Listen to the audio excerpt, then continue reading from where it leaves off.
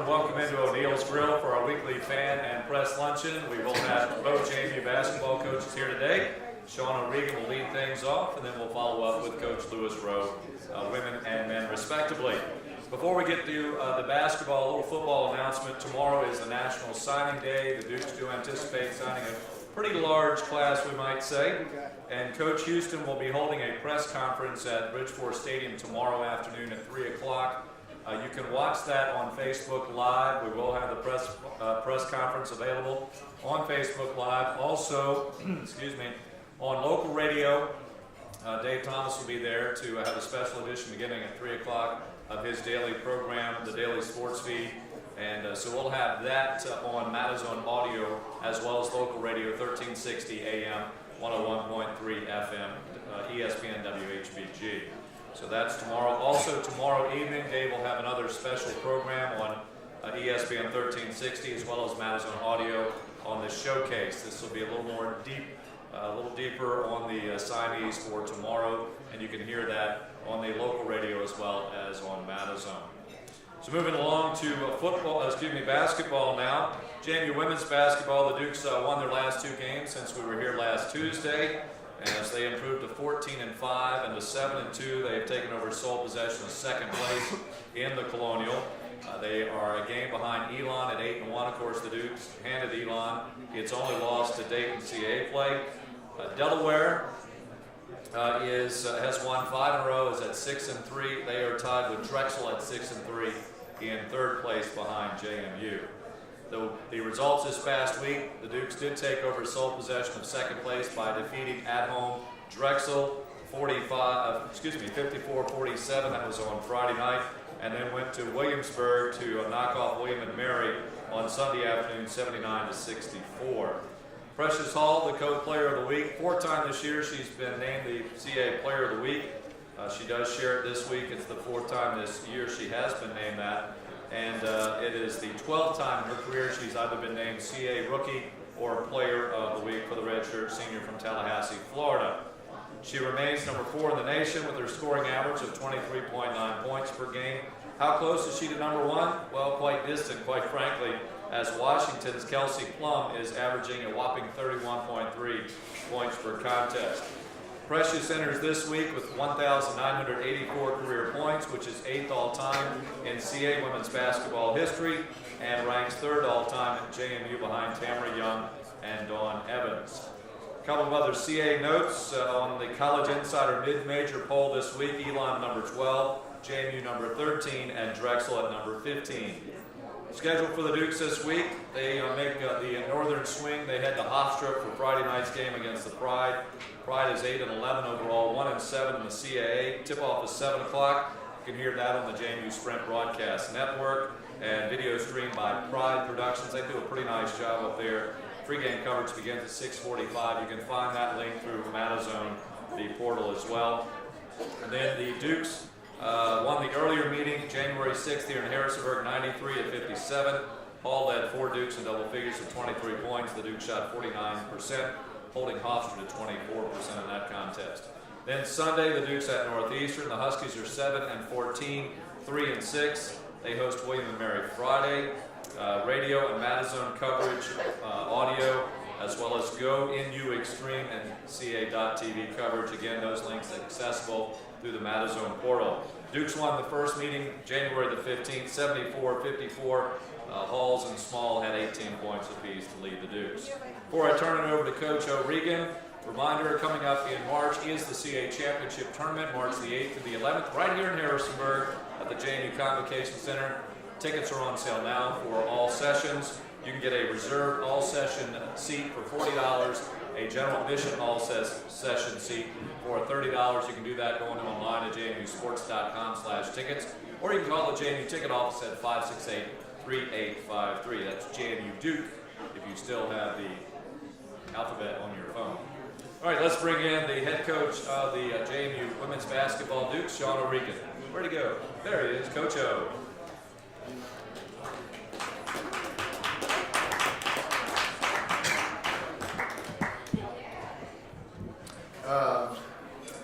Thought we had a really good weekend. I thought we really focused on our defensive effort a lot this last week, and I thought we came out with really good intensity for the majority of both games.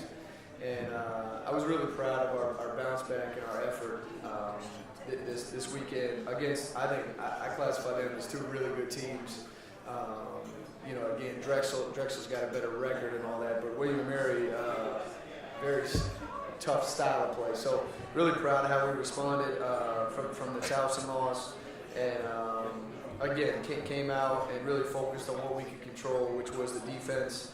And like I predicted, we played against basically probably 78 minutes of straight zone and moved the ball pretty well. And so, again, I think, we learned a lot from the previous week and got better. Sean, Got you, Jim. how do you keep the focus now going into a weekend against two teams near the bottom of the CAA, two teams you've defeated handedly already this season? How do you keep that focus moving forward here? Well, number one, we know what it's like to slip up, and again, standing-wise, Towson's still above them in the standings, but Towson loses both games this weekend. And I just you can't take anything for granted. We're not a team where we're just dominating people left and right. So we have to value exactly what we're doing, and I thought we did a really good job this weekend. But they understand, I think, and I'll make sure. But I didn't praise them after Friday night, and I consciously did not praise them because I don't want us to get complacent in any way. So part of my message to them today is that great, bravo, you got 2 wins, on to the next one already.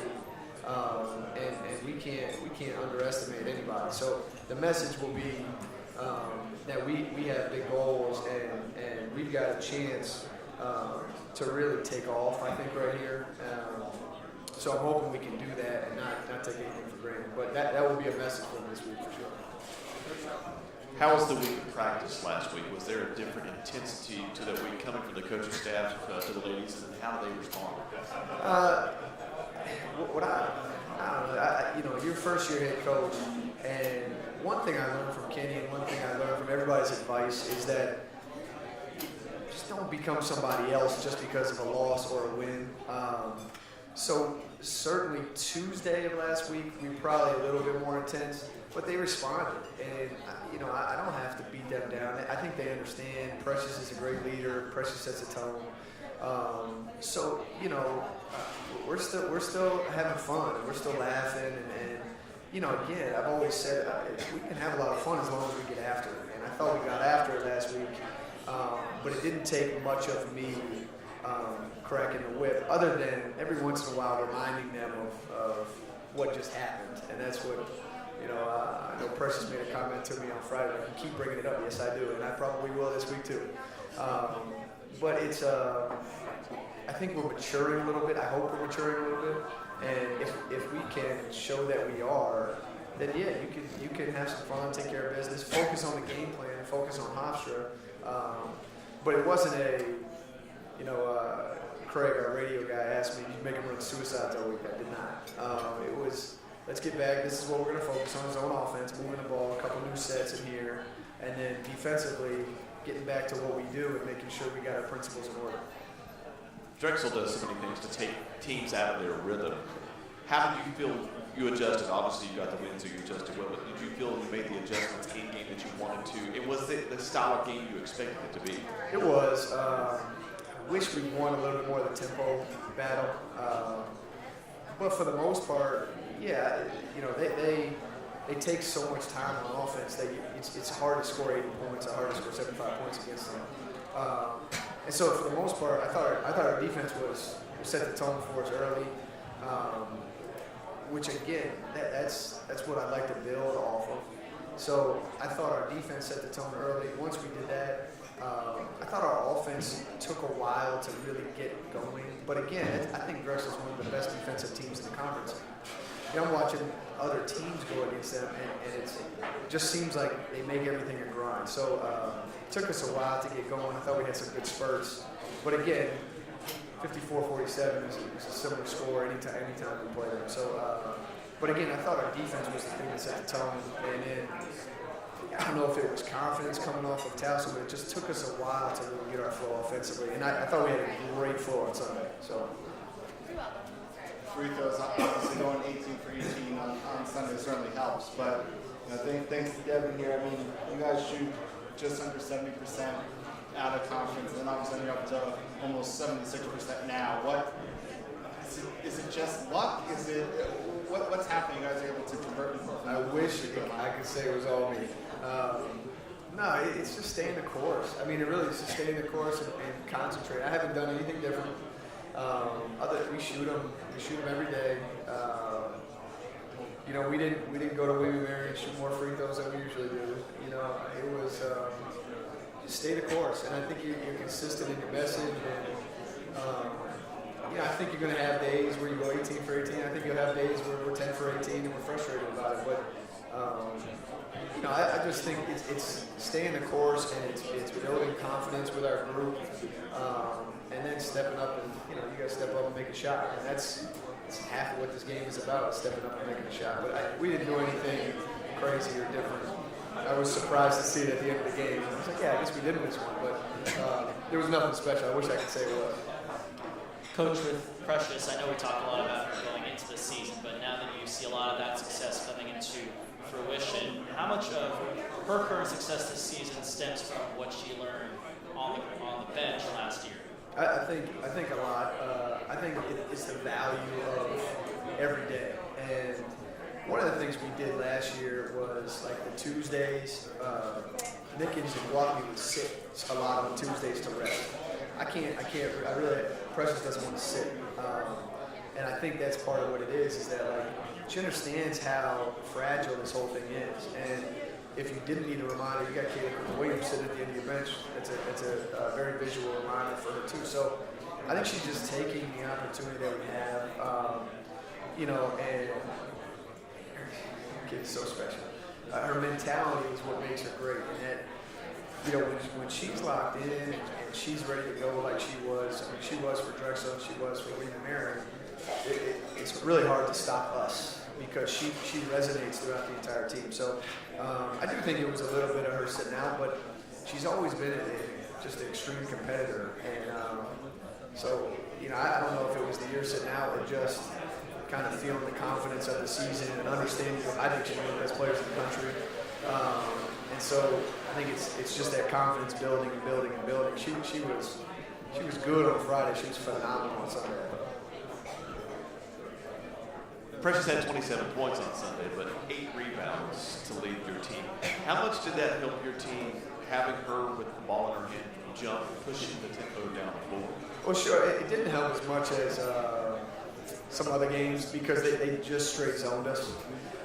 If they go box and one or they're really smothering her, then it helps a little bit more. But it always helps when the guard rebounds because we get the tempo up. And William & Mary certainly helped with that tempo. They were running right back at us half the time. But it's the rebounding need from our team. I mean, we played zone a good amount against William & Mary. She's on the bottom side. She better be rebounding. And what I thought she did, a little bit in Towson, a little bit in Drexel, was go to offensive glass and got a couple extra opportunities. And she's athletic. I mean, she's. I think people underestimate her athletically. And when you're watching her, I was just saying this to Coach Caskell this morning because we watched a lot of the recap film. She's a redshirt senior. It's slowed down so much for her. She understands shooter here, not shooter here. Here's my rotation back in the zone. I mean, the game is really slowed down for her, especially on defense. And it's really fun to watch that experience kind of be displayed. She's just really impressed me a lot. She's impressed me a lot.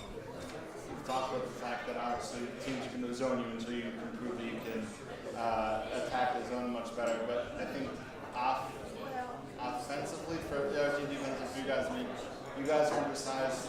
Everybody knows that, and it seems like William & Mary and some of these teams are starting to pound the ball really inside and some of your undersized forwards. Is there anything else I guess you can ask of Tasia and Amber, and if Savannah gets in, that is going to help maybe neutralize some of that?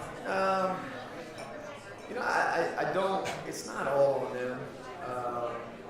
It's 5-on-5. So, we another thing we do quite a bit is we do switch ball screens a lot. So, Kamaya's getting rolled in, Logan's getting rolled in. So I wouldn't put it just on Tage and Amber, but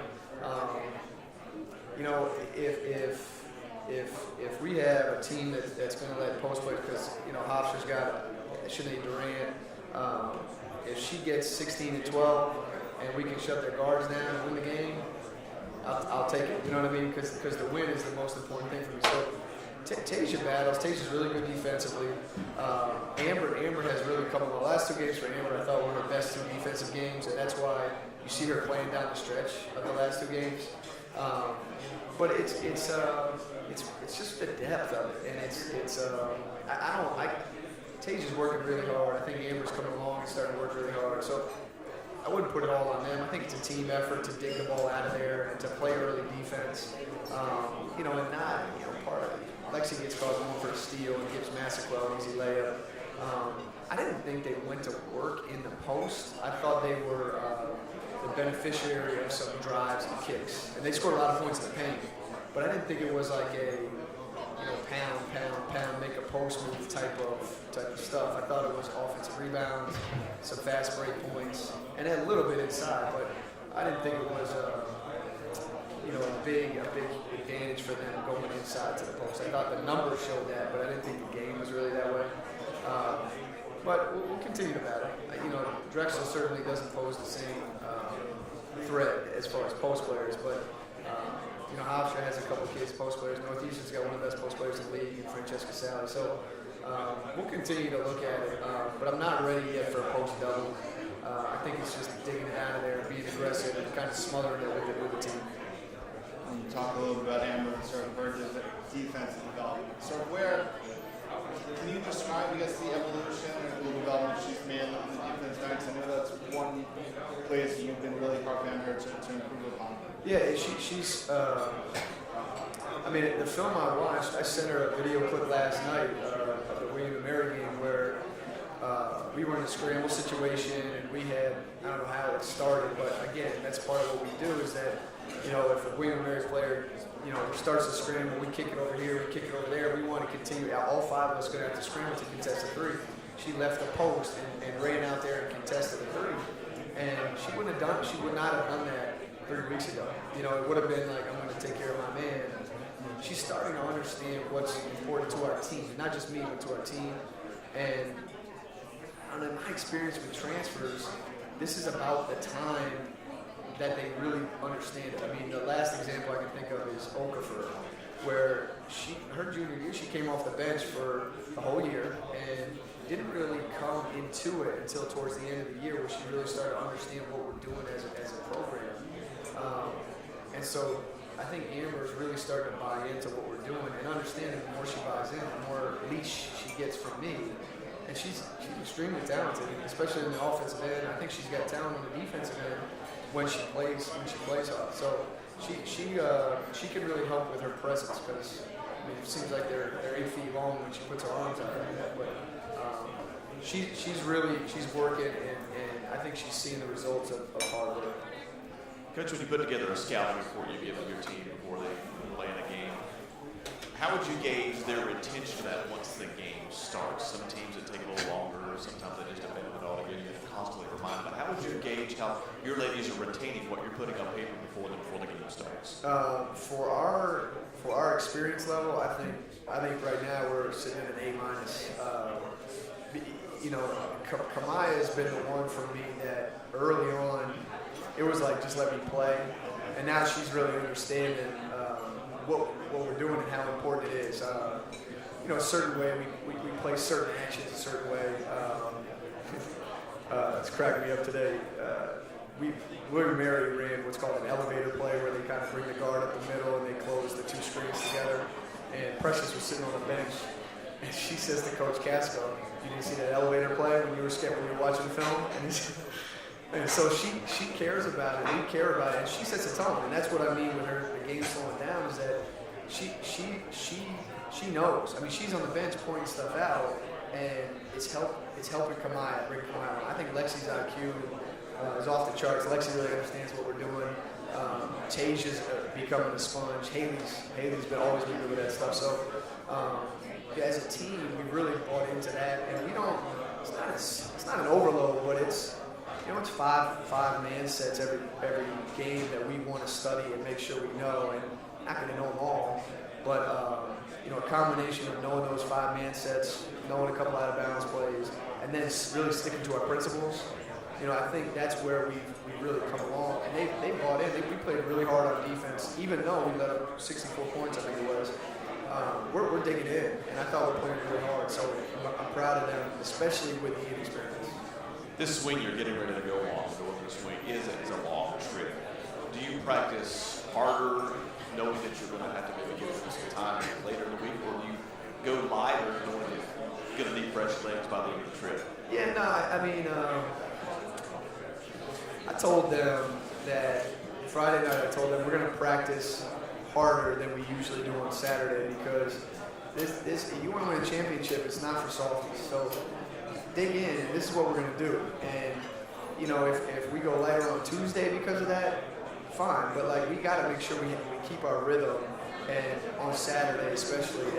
And I thought we had legs. I thought William and Mary's tempo made us a little tired breathing wise, but I thought we had legs, and I thought we had better rhythm. So we'll get after it pretty good, and the duration will be shorter, but it'll be intense during the Tuesday, Wednesday, Thursday, because road trips, Dave, you get a lot of time in that hotel bed. You get a lot of time on that bus, so you got to get those legs up and moving.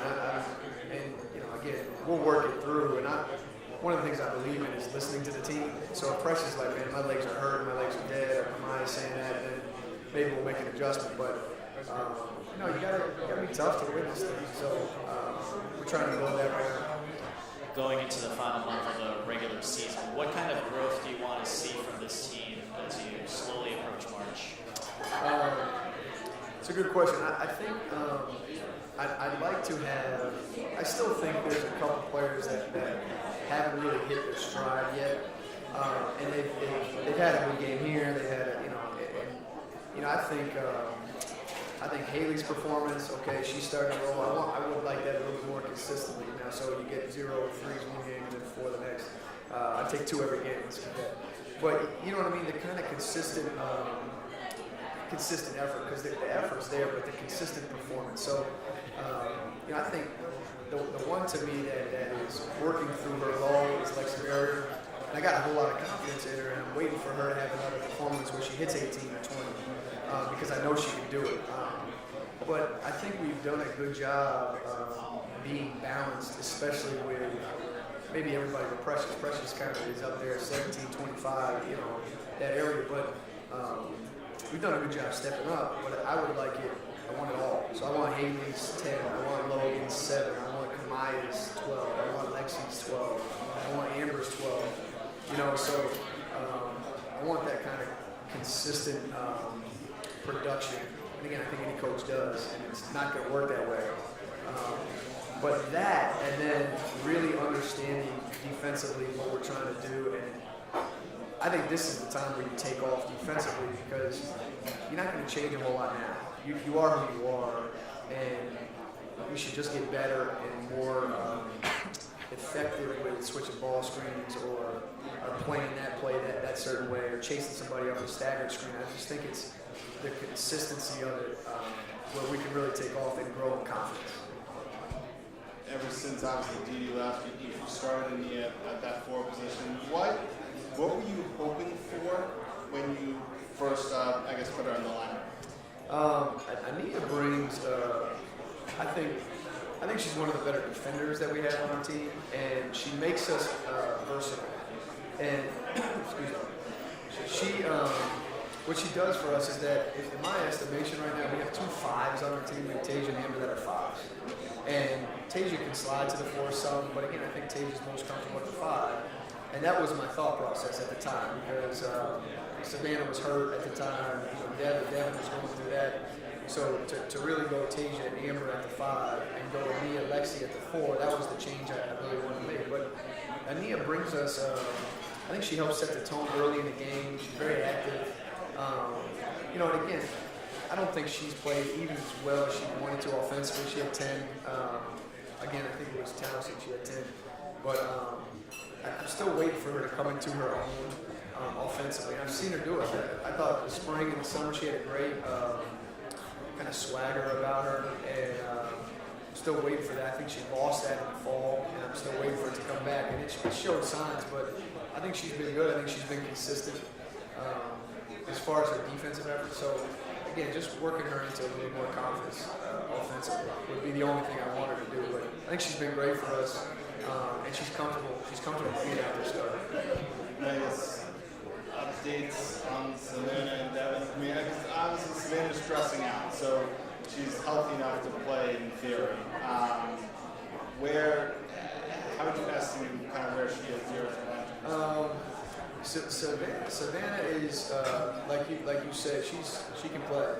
What I've talked to her about is really working her back into our flow. And again, it's hard. The period she sat out, I just felt like she got behind with what we were doing. And so she's, I give her credit, she's practicing hard. She's on like the scout team most of the time, but she's practicing really hard. I've been really proud of her effort. And that if you notice her on the bench, there's no sadness. She's rooting for us, and she's living play to play just like we are. So she's fully into it. Her time is coming. Her time is coming to get back into the flow. But it's as a coach, you're looking at it, and I'm comfortable with me. I'm comfortable with Lexi, and I was comfortable with Savannah at one point. So I'm working kind of through that. But she'll have her time to get back out there and shine. Devin's a little bit different case. She'll be out. I'd say let's start with a week.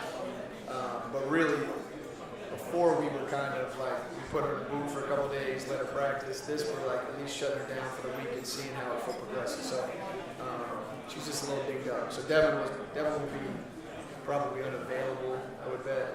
Savannah's available.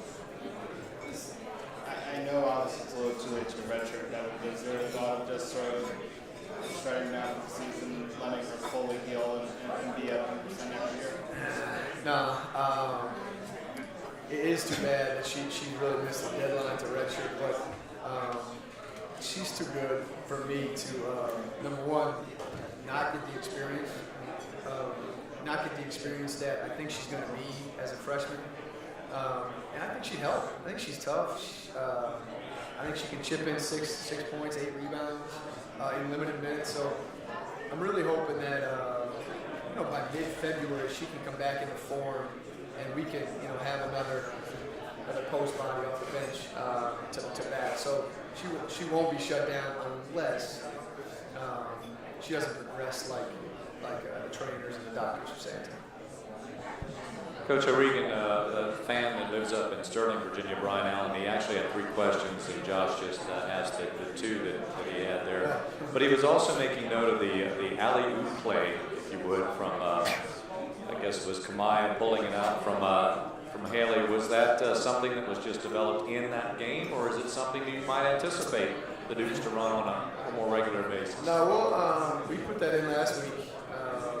And again, Josh asked me about that yesterday, but I'm trying to get Kamaya a couple opportunities because she's earned it. So we put it in last week, and it's not something you can run every time down. I think people will sniff that out, but it's a great way for us to get an easy 2 if we can execute it the right way. So look out for it. You'll see it once. Again, as long as we're getting zoned, you'll see it once a game, maybe twice a game.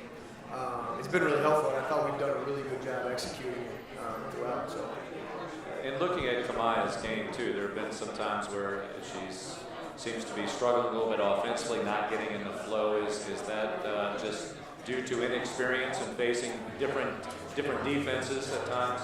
Yeah, I think the part she's going through is I think it's difficult to play against the zone. When you're not, her shot is not what starts her. Her drive is what starts her. And a man-to-man, it's much easier to drive. So I think she's just working through that. But again, she's one. I get a little bit. I have a quick trigger with her confidence. She hangs her head a little bit too much for how well she's doing. And you know, I quickly got her out of the William and Mary game. She was the first sub Sunday, and it wasn't like you're in trouble. It was like you can't not be confident in what you're doing. Like, be extremely talented. You belong on the all conference team.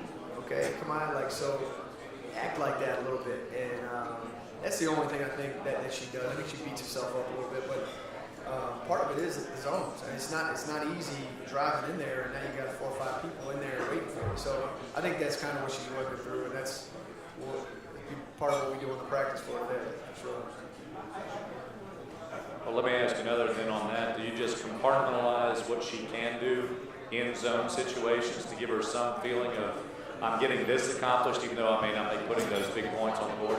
Yeah, sure. I mean, what we've asked her to do is still penetrate, but maybe you're not going to get, you're not getting all the way to the rim. So now you're penetrating, and if they're going to zone us, it's Haley's time to knock down a 3, or you find the player of the year over there in the corner where you can get Precious a shot. So not to become stagnant, but all right, so now this is how you're going to create a shot against the zone. You're going to go into control so you can't take a charge.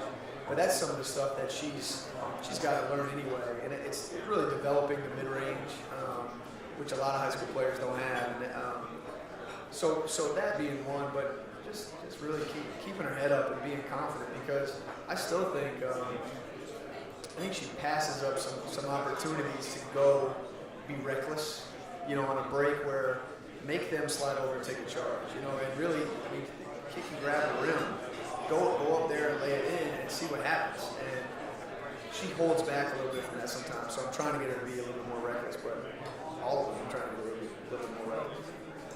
All right. Coach O'Regan, thank you for joining us. That'll wrap up our women's portion today.